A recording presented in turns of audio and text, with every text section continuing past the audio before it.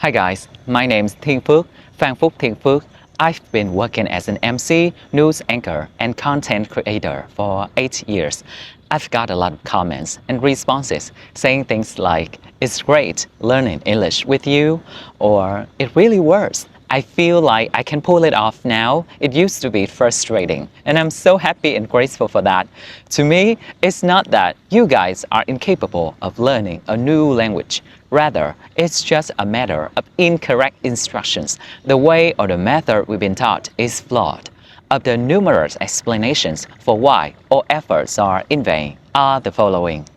Number one, we must always use the language that we wish to acquire as the input language, and this is English in particular. It's even better when it's said or spoken by native speakers.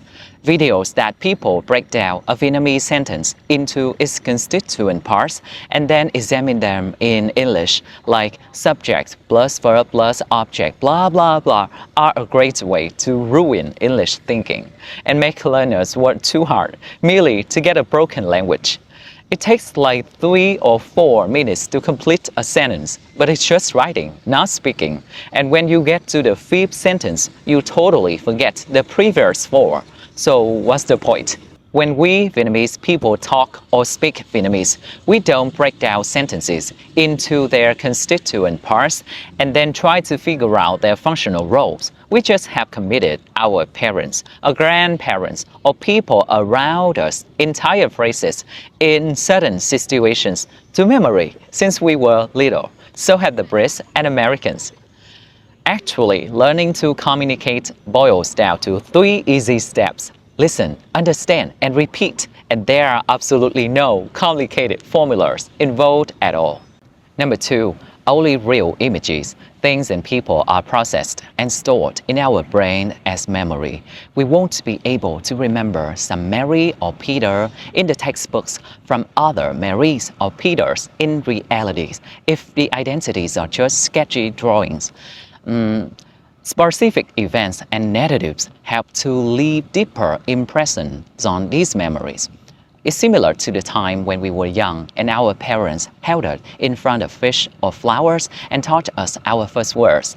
How can we recall many types of fish and flowers? How come we don't mistake any of our friends who have the same name like Bích Thảo, Ngọc Thảo, Phương Thảo, Thị Thảo, Thanh Thảo, Thạch Thảo for the others? It's just because they are all distinct individuals with their own identities and life stories.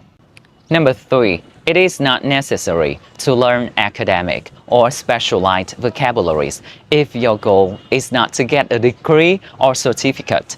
It'd be more entertaining and practical to spend that amount of time learning everyday phrases like take out the trash, go get gas, sneak a taste, go number 1, number 2, stuff like that.